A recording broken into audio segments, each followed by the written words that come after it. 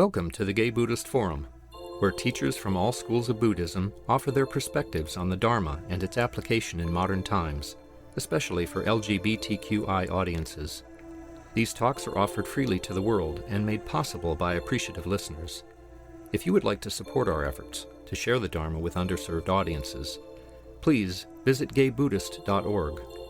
There you can donate, find a list of upcoming speakers, or enjoy many hundreds of these recorded talks dating back to 1996.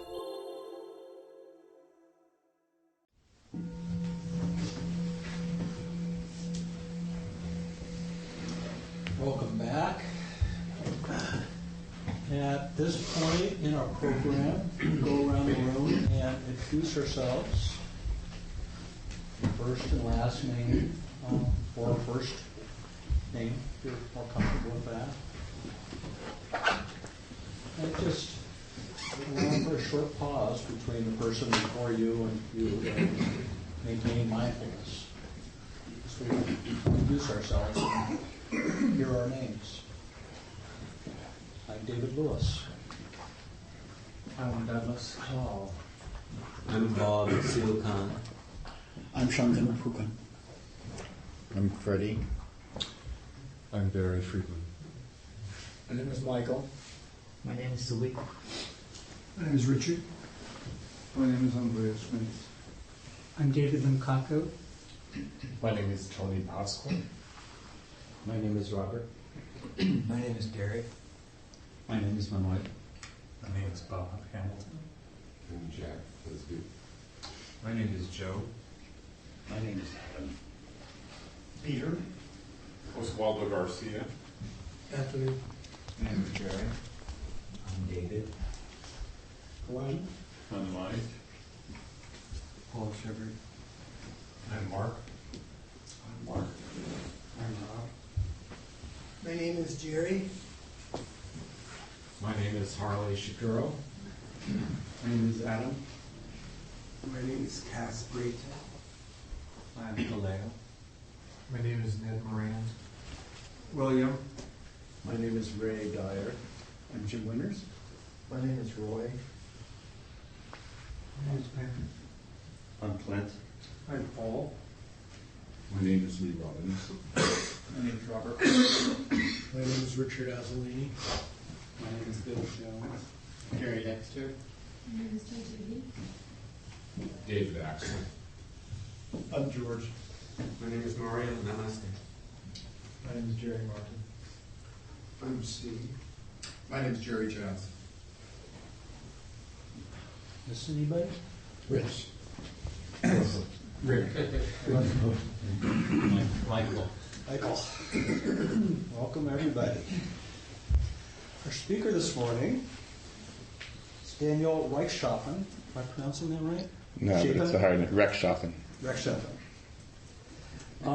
Daniel is a psychotherapist and meditation teacher in the San Francisco Bay Area who integrates cutting-edge psychological techniques with ancient wisdom traditions. Daniel convenes a yearly national conference on mindfulness and education at the Omega Institute, as well as being one of their core meditation teachers. Daniel helped develop the correct curriculum for mindful schools and now consults for schools and organizations to institute mindfulness-based curriculum. Daniel began his meditation practice living at Thich Nhat Hanh's monastery in France when he was 19. Since then, he has committed himself to intensive practice in the Vipassana tradition, as well as studying various movement and nature-based awareness practices. More information can be found at nowcounseling.com, and this is from our newsletter, so that website is on our newsletter. Welcome, Daniel. Thank you.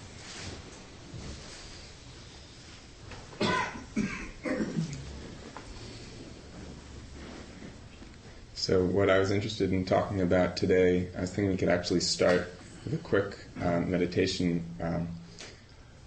on focusing on two of the main points of Buddhist practice, which is also two of the main points of existence as I see it. The two main focuses being, one, how to relax and accept the present moment as it is, and the other one, how to have extreme dedication and focus, the two of which seem like opposites on some level. It could seem like one of them is trying to change what's happening right now, and the other one is trying to accept what's happening right now. But they're two sides of the same coin. I find that they're both very important. So one of them, and both in our meditation practice, the piece around focus and determination, as the Buddha exemplifies his determined practice. It wasn't as if he was just letting go and relaxing and saying existence is fine as it is. There was an extreme seed of discomfort and suffering that he was aware of, that he focused himself to an extent that is barely imaginable. And so there's this extreme focus and determination we need to be able to sit with in our practice, and that is shown in our body posture, in the way that we understand the world, in the way that we commit ourselves to our own liberation. But if we're only doing that, our meditation practice gets extremely rigid. It gets kind of army style. And knowing this from my own meditation practice, when I've just gotten into this long retreats where I'm just focusing and focusing and focusing, I leave and my body's actually really tight. I'm tense and it's not actually letting go into what is. So if we're only focusing on that dedication, we lose the world around us. We can lose our interconnected awareness. And on the other side, acceptance of what is, when we just completely relax into our meditation practice, which of course is very important to open our awareness to hear whatever sound is arising, feel whatever sensation is arising. Just the open field of consciousness where, like when after the rains are falling here, new seeds just popping up here and there. The same with our bodies, feeling new sensations, new sounds at every moment. That experience of just open awareness. If that's all we're doing, it can give rise to what Chogyam Trungpa calls stupid meditation, which can be very enjoyable, and simultaneously our mind can just be awash. And there isn't this center point. And sometimes the mind can go to this place and this fantasy and that fantasy. And if left unchecked, that's the way that we often live our lives, and our culture goes about its destructive practices in the world. So in the kind of non-dual concept of how do we harness both of these, and instead of the idea of, at first it's important to be able to embody one and then embody the other. Notice determination, notice openness, relaxation. But then what's important is how to do both at the same time. The concept of not either or, but both and more. Concept of how do we... It's easy when we think about the non-dual tradition to think of it's not A or B, but it's actually both. How to embody both simultaneously, both fully. So how do we completely experience relaxation and completely experience determination at the exact same time? So just to embody this, to get a sense of this, we'll just sit for a few minutes, and what I'll invite you to do is on your in-breath to feel your spine being pulled up from the crown of your head and embodying that warrior determination, and on the out-breath to just completely relax your body, to let everything go, and be completely open, letting yourself into the river of experience. And then again with the in-breath, feeling your spine upright, focused, determined, aware of the breath, not missing a single moment. And then again on the out-breath, just releasing yourself into the flow, letting every muscle dissolve.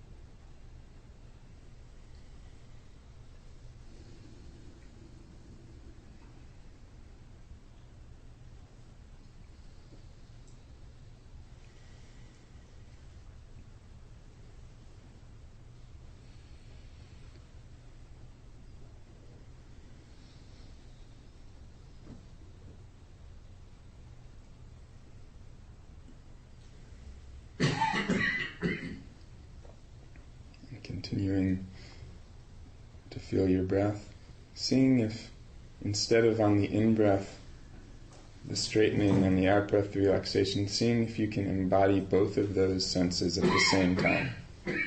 Feeling the openness and relaxation and the determined focus at once.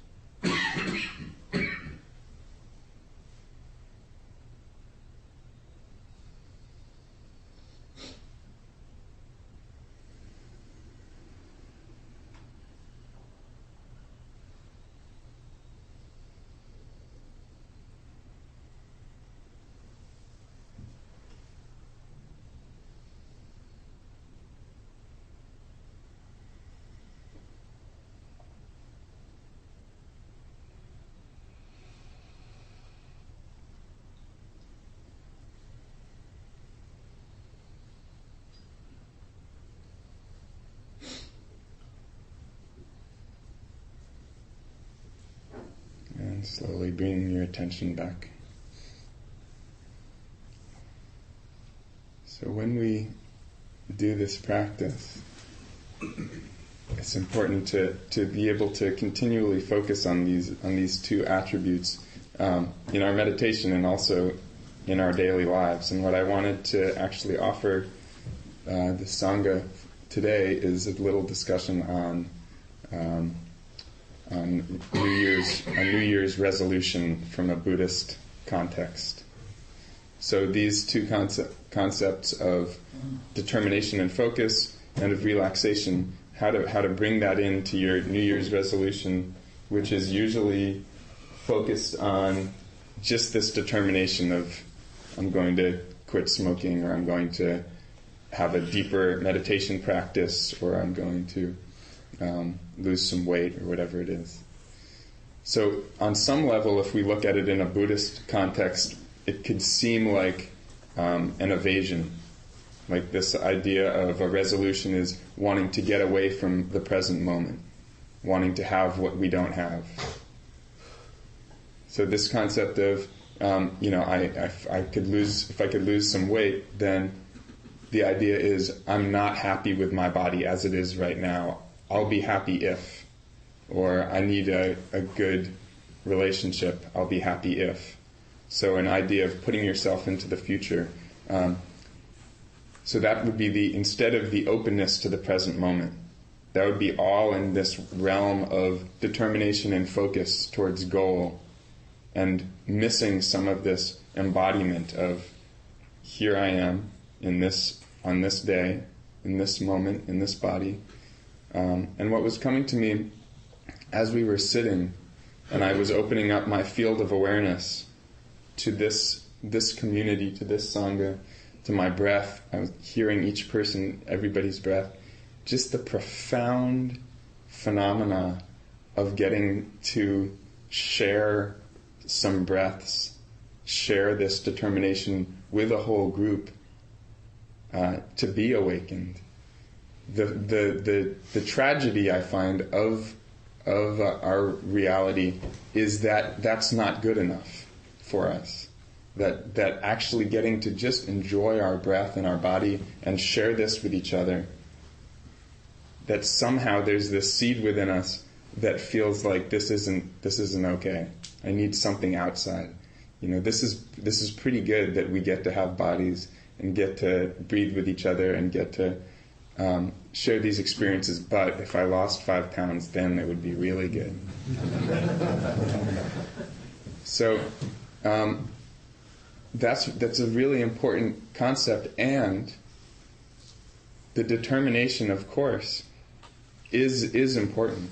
We don't want to pretend that it's not, because if it was all just about the relaxation and saying this moment is perfect, then we wouldn't be aware of the people out on the street who don't have food, and we wouldn't be aware of the places in the world where there's war going on, and where there are serious problems, and there are also serious struggles within our own psyches and within our own bodies. So if we that's where spiritual bypassing comes in, is if we say to ourselves, oh, it's all just perfect. This is great. And then we forget that, I actually do have some really, really stuck patterns which are disturbing my life, which I do want to actually get over in order to be able to feel more fulfilled. And if we pretend that's not the case and just say everything's perfect, just enjoy the moment, then we don't have the determination, and we need serious determination in order to overcome those patterns. So again, as bringing back the story of the Buddha, who had the perfect life, was a prince, had all of the money and the dancing girls and this and that, and his whole world was created around him, buffered so that he didn't see the suffering. His father didn't let him go out into the streets so that he could see illness and disease and death. So that experience for him of actually experiencing suffering and taking that deeply in and then determining himself to be able to shift it, he could have done the simple thing of, I've got all of this money as a prince, maybe I'll just feed all of these people, which of course would be a very kind and an honorable gesture, but he went beyond this to this point of, I'm going to actually take this determination to the level where I'm going to free myself fully, that being the determination that will be able to be a true gift to everybody.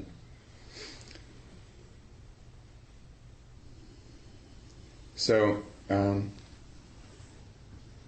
what I want to be able to talk about is how we bring this determination, this focus into our concept of a New Year's resolution, which on the first, I'll actually offer a little exercise for us.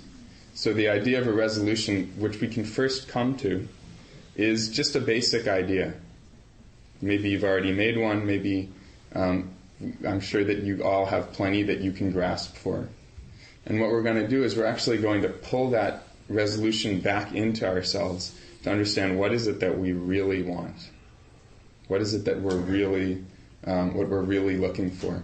Because usually what the experience is if we say, I want a partnership this year. I want a really good partnership, which is a very valid, important desire. But then when we pull it in, what the question becomes is, what is it within you that feels missing? What in you that's hurting, that you're wanting to fix, that you're wanting to shift away from? So that we can really get in to this place, to the wound within, so that part of you can really ask the question of what it wants itself, so that we can actually lean into the experience. Oh, underneath this desire for a partner is this old wound of never having felt met, never feeling loved. So, okay, let's see if I can, instead of just very quickly popping away from this feeling, which is what we usually do, and what our meditation practice really can be there for, of learning how to really stay with the discomfort, with the experience, with the joy as well, but how to stay with the discomfort. So staying with this feeling of never being met or not feeling loved. And when you actually lean into it, really embody it, then that part of you can really ask for what it wants. And then maybe even understand why it is that part of you is not getting it. Why that part of you is maybe sabotaging yourself over and over again not to get met from its fear or whatever it is. So that's we'll do it. I'll actually step us through a little exercise, going from point to point, actually becoming aware of this resolution to a deeper extent, so that we can. I'm aware of, I don't know if you guys have seen the movie The Secret. It's one of these. I think it's a profound movie, and one of the major difficulties I have with it. It's a very Bay Area concept film around being able to manifest what you dream of through active awareness. If you put it out there, you'll receive it. So I think it's a profound truth that if you focus your reality in a certain direction, that is what is manifested. If you focus your reality in the way continually saying, my life sucks and nobody ever loves me and I'm never gonna, it has a way of perpetuating itself. So that piece of it is very beautiful, and a piece of it that I have difficulty with is how if you've seen the movie, it shows over and over again what they're trying to manifest is sports cars and mansions and things like that, and which is our cultural paradigm.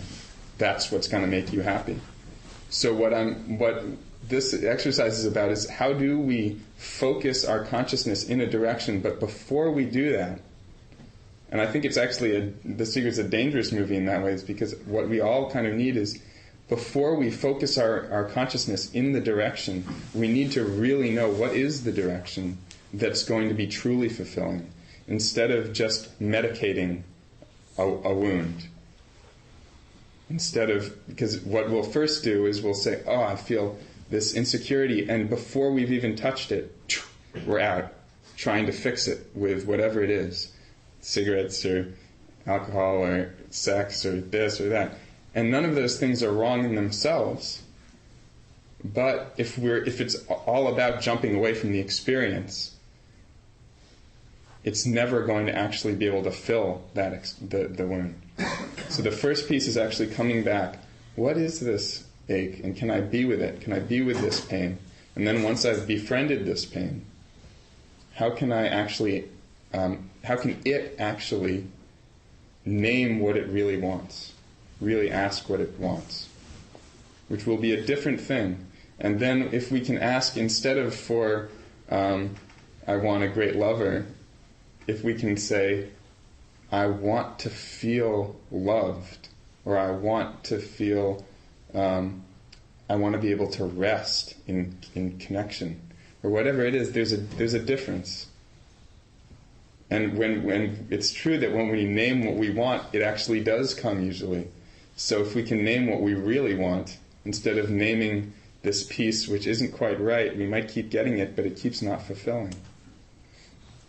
So if you want to get back in a posture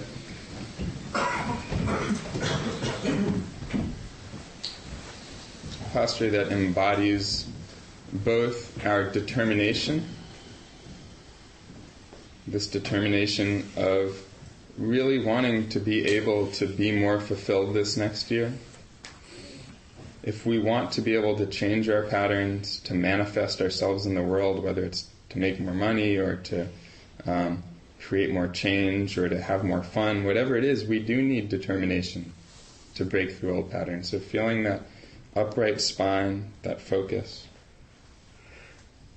And then also this relaxation and acceptance, which we need in order to be able to really lean into, feel into what the hurt and what the presence and what is happening right now. Not jumping away from this experience, whether the mind is crazed, the emotions are chaotic, whatever it is, really allowing this experience.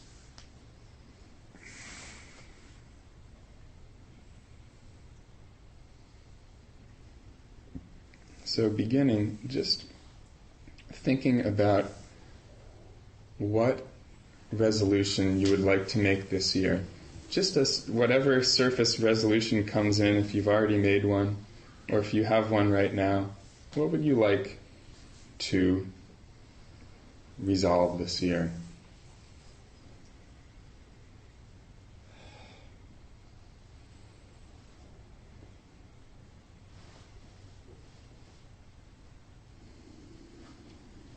And once you have a resolution in your mind, actually, before we jump into that, does anybody just want to share what a resolution might be? Okay. We'll hold them until the end. So just being aware of our resolution. And then allowing yourself to drop down a little bit, aware of the resolution, and asking yourself the question inside, and not letting your mind answer, but letting your body answer. What is it that this will fill? What is it that you're hoping that this, if you did get this thing, if you could change this, what feels off in you, wrong in you, that it would be able to change?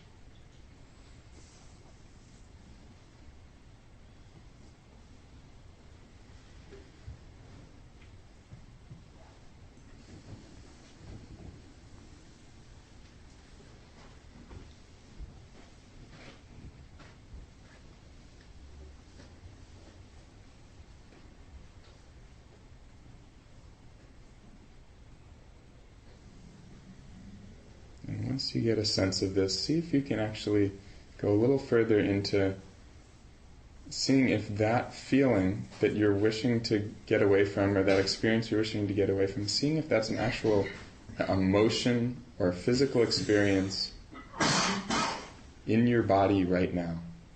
So seeing if right now you can actually get a sense and actually lean into that sense of if there's a discomfort, a pain, a sadness, an anxiety.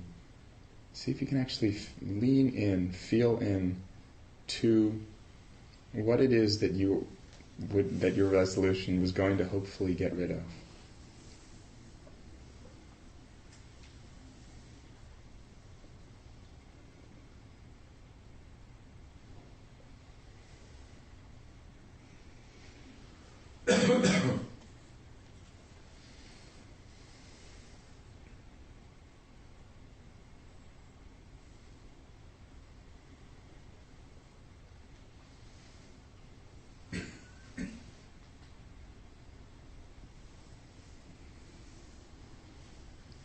So, in feeling this, actually now, if you can really get that sense in your body, seeing if you can give that part of yourself a voice. So if you've become aware of a nervousness or a sadness or a fear, whatever it is that you've gotten in touch with, seeing if you could actually give it like a imaginary mouth that could speak to you.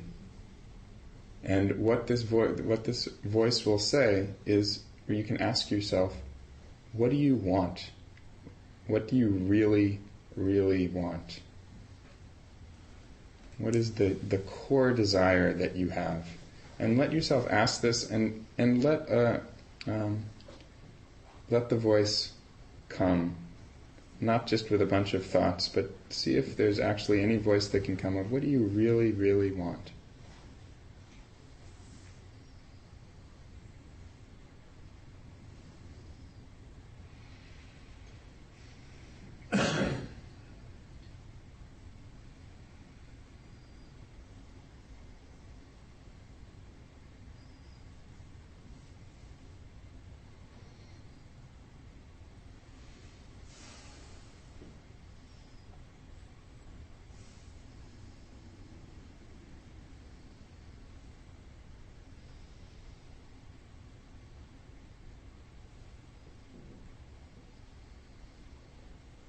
And if you have any voice arise, see if you can actually feel into what that's like. Feel into what that statement is like. That deeper want.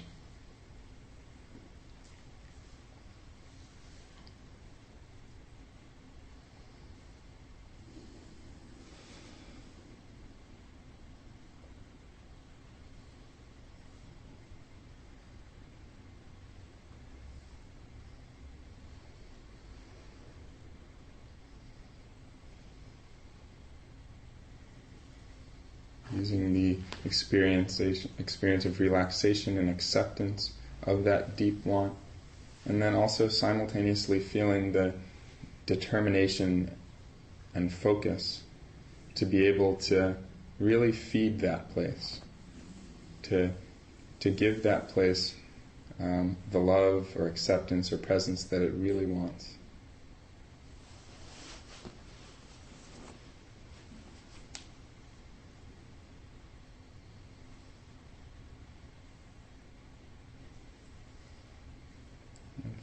for another minute, just coming up with, in a deeper sense of what type of resolution, now that you've seen this part, this deeper want, what type of resolution could you come up with that could be a determination to be able to meet this deeper need?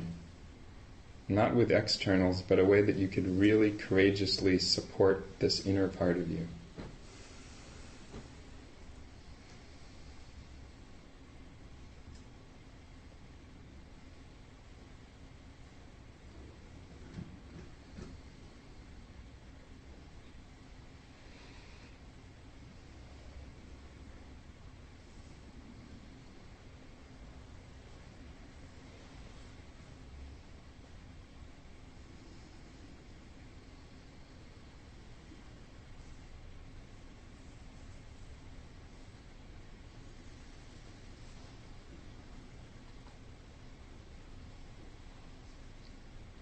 And when you're ready, slowly open your eyes.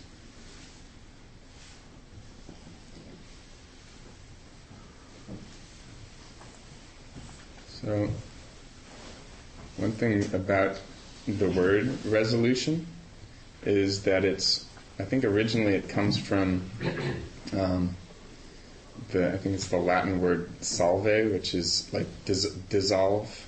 It's like loosening or falling. So resolution has this sense of falling apart, and it's the idea of going back into its original parts, breaking down. And it has, and before a resolution, there was like resolution, which is like a mathematical sense of breaking, like dividing something into its mathematical components.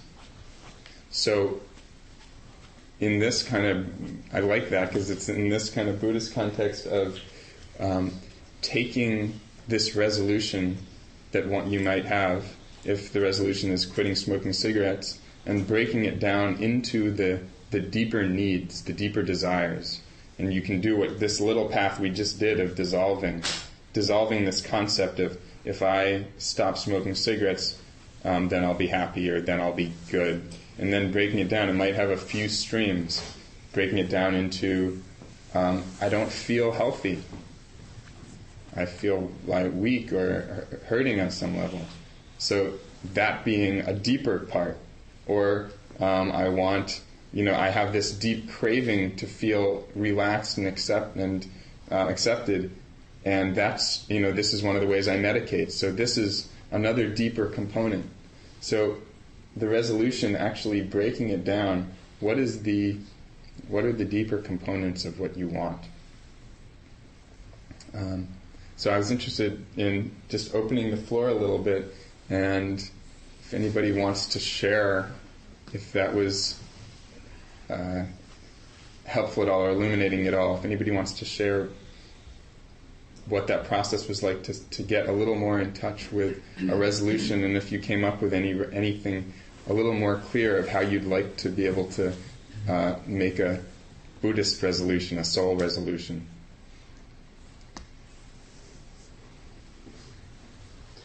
Yeah? I'll try to say this. It's a little bit slippery in my mind. I had the awareness that I do sabotage myself from putting out there that I want companionship by asking my relationships in a way to make me feel good without saying that, so that it really never comes out first. So I settle for wonderful men having relationships in other ways without ever saying to the universe, but what I really wanted was a companion. Mm. Yeah.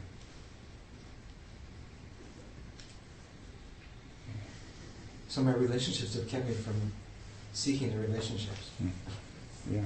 And when you say, because that's the deeper level of you're saying, I want a companion, and do you have a sense of what inside of you that would touch, which isn't feeling that? Like, what is there's some like, I really hear what you're saying. You're saying that there's a way you are really connecting, but there's some part of you which isn't really getting met in the way that you're wanting. There's a deeper way you're wanting connection. Right. Are you asking me? Yeah, so I'm interested in the... It is a slippery thing, because when you get to the more subtle levels, language doesn't work as well. But it sounds like... I would like to have the experience of sighing next to my relationship. Yeah. In peaks, like... Yeah. Yeah.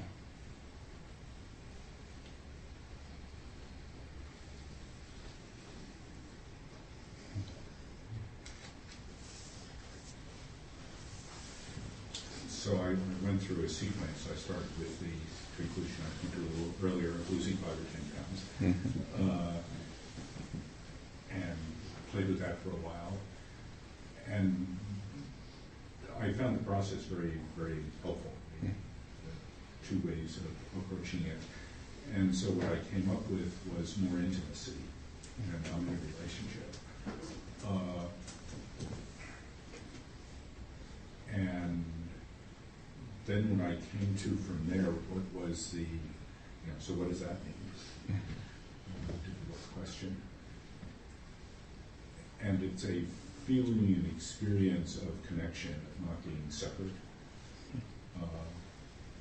isolated. And then it reminded me of, it's not the first time I've dealt with this, that it's not about how people react to me, or even what we do or don't do, or how often I see them. It's awareness.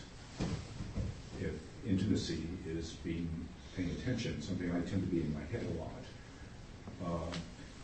And then it occurred to me, and it's part of the reason why I'm commenting on writing the talk, is that it's really the core issue of Buddhism. What I'm talking about is awareness.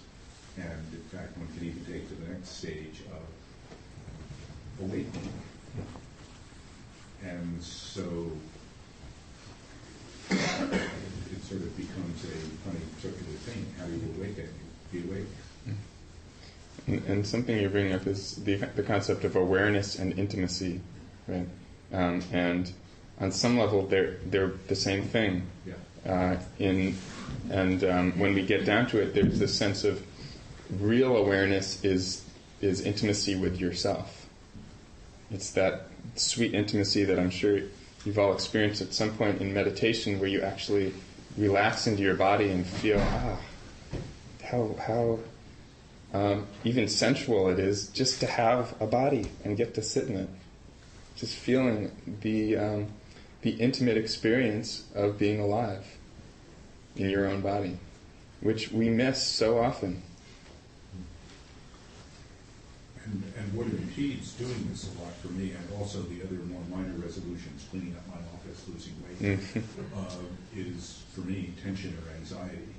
Yeah. It's the not relaxing. Yeah. So that's the sense you got to when you started feeling what is it that I'm trying to run away from, that I'm trying to get away from in losing 5 pounds, or there's a sense of anxiety or tension. Well, doing it creates the sort of will I succeed, and also another piece that occurred to me around that when we were doing the first beginning exercise is so one of the things people typically do when they diet is it's about not eating. And well, yeah, but you don't give up eating entirely. So what about the pain, being aware of and enjoying the food that you are eating? And I understand that I know some people in Overeaters Anonymous that in fact you're not supposed to weigh yourself, and it's not about what you don't eat. I don't know much more than that, but it's a shift in relationship. Yeah. Thank you.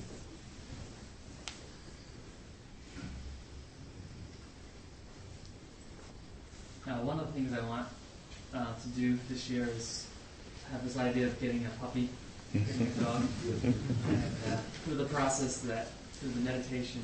Thanks for showing us the process. Yeah.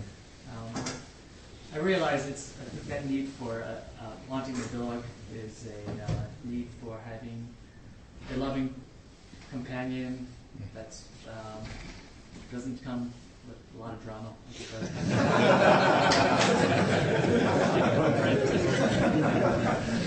Or maybe this being will get me a boyfriend. But I just know when I'm around like animals and like over Christmas I was home with my cousins and there were a lot of small kids. And I just love playing with them because they have a certain innocence about them and they're just so giving and so loving. And yeah, so I think the root of that desire is just to have a certain type of companionship. Mm. And also I find also it's a certain aesthetic that I value. I mean, I love like beautiful things and things that are nice to look at. So there's a certain dog, a Wheaton Terrier, really I'm attracted to for some reason. And I think if I did get the dog, it would probably fulfill those desires that I have or needs. Yeah, and those needs that you're talking about, I assume that they would, on some level, you would be able to have that. On some level, those needs would be met, and there's a deeper level of those needs, right? They'll be met on some level by this dog, I'm sure. And on a deeper level, what we're talking about when we get into these needs are core needs that need to be addressed on a deeper way by yourself. Right? Because the external is never going to truly meet that need. Can you explain more about what a core need is? Yeah. So a core need is, often from our childhood, or even before that, there's the experience of not being met in the way that we wanted to be met. Or what I'm even realizing more myself recently is I used to think that it was more about I didn't get enough love as a kid, but now what I'm realizing more is that when we're born, we're just like 360 degrees of love and excitement and enjoyment. And when our love is not actually accepted, when our love is not, when we give out our excitement and it's dropped. So there's all these ways, and these become kind of wounds. If as a child I'm totally excited and I do a somersault and my mom or dad just kind of looks away, whatever. There's this way that we kind of contract.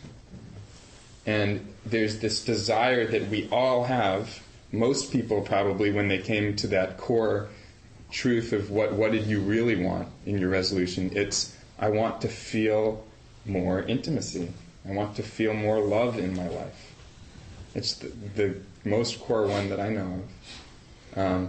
And there's a lot of ways in our childhood that we're all just beings of love. That's what we do. And there's all these ways that we contract because as a child we put it out there and there was nowhere for it to be met, or worse than that, we put it out and we got hurt because of it. And so we've kind of contracted.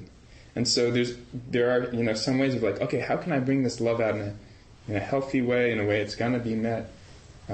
And there's a good chance this dog, you bring this dog into your life and, yeah, this is going to be a healthy way for you to play with that love that you do have and to get it met and have it come back. And in the longer run, that deep desire to feel love and connection wants to be. It's a process of letting your heart fully open, which certain external things are helpful to kind of crowbar it open, but it's not an end in itself.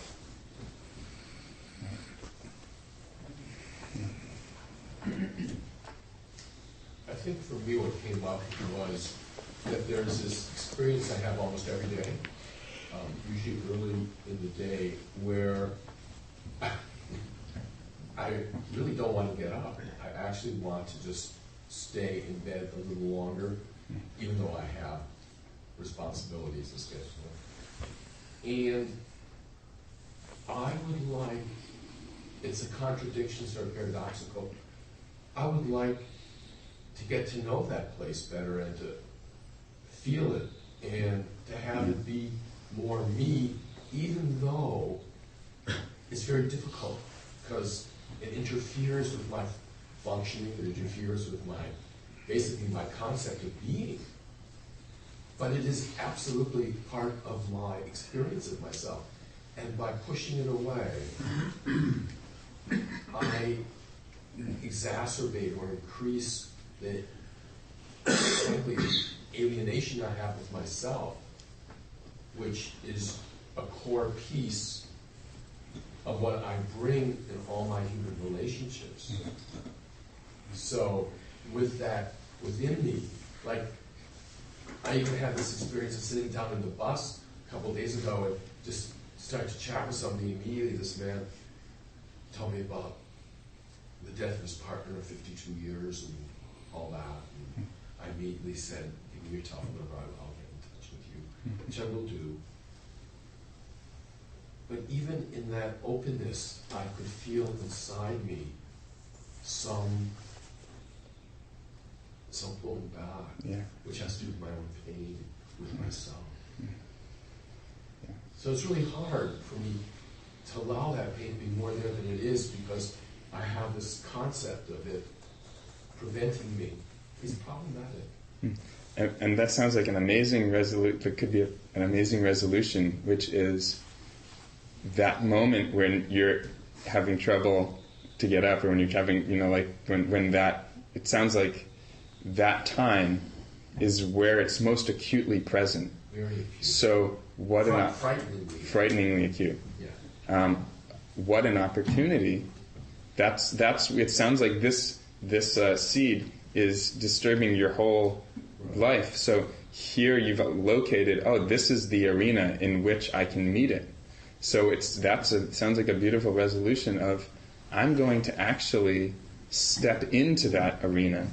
I'm going to lean into that moment, knowing full well that if you can meet it there, you're going to be able to have that intimacy with somebody who's hurting more, and you're going to be able to live into that part of yourself. And that part of, since everybody has this type of hurt, you'll be able to truly connect with people more.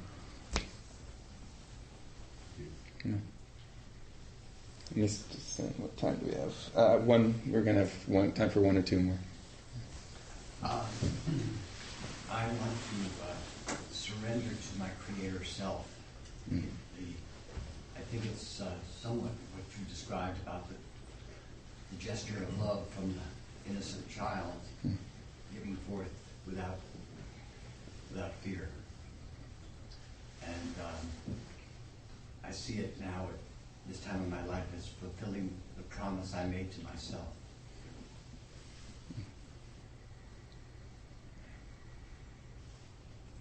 I think that's a beautiful note to end on. Yeah, thank you. So thank you all so much for your presence, and I guess we will have some time to just convene and chat outside. So.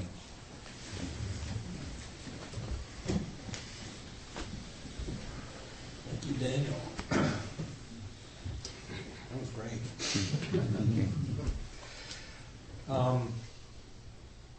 Announcements. Do we have any announcements? Gary. Yes, hi. Dan, thank you for coming and speaking to us. That was great. And Happy New Year to you. Thank you. And our speaker next week, David Lewis, raise your hand. We'll just keep going on the time.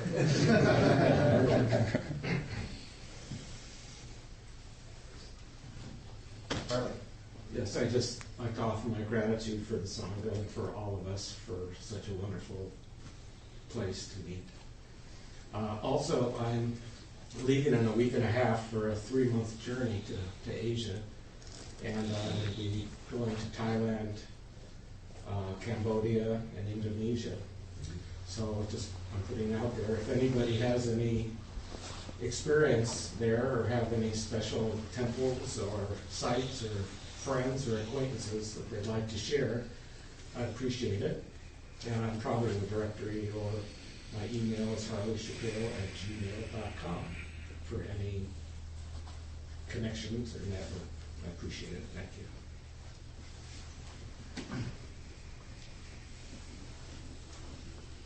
Yes, Chantal from Thailand. What temple? Are you going to temple? We'll talk. Hello. Tony, you are host. Yes, hi, Happy New Year. I'm your host today, and there are some goodies out there. Please enjoy. I put the compost container right next to the refrigerator, that little refrigerator by the table. So if you have tangerines, you could just put your tangerine rind into the composter immediately. That would be great help. Thank you. If you have some tea, please wash your teacup in the hot soapy water out there and put it in the drainer. On this side table over here, there are the sign-up sheets. If you want to get on the mailing list for the newsletter, please sign up on that sheet. And the Donna Bowl is next to it, but I'll be walking around with the Donna Bowl. And the suggested donation is $5 to $8, but you give whatever you can or want to. After the social half hour, there will be some people who will gather by the front door to go out to lunch. If you'd like to join them, just hang out by the front door. And I think that's everything. Did I forget something? Happy New Year. Any other announcements? Let's gather in a circle and close.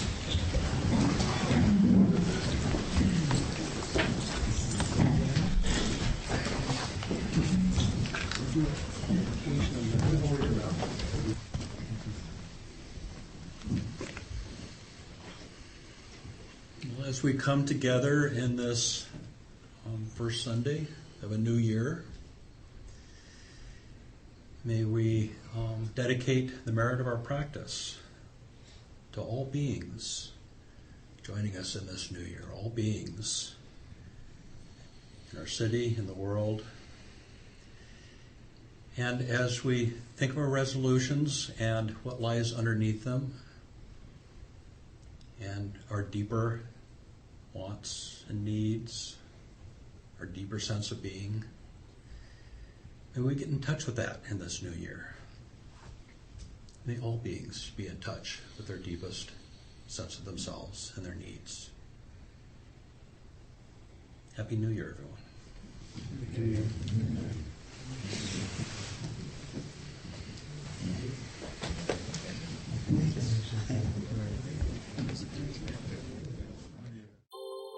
Thank you for listening to the Gay Buddhist Forum. If you would like to hear several new talks per month and be notified of upcoming speakers so you can participate live, please subscribe to this podcast, like us on Facebook, and join our mailing list by visiting gaybuddhist.org.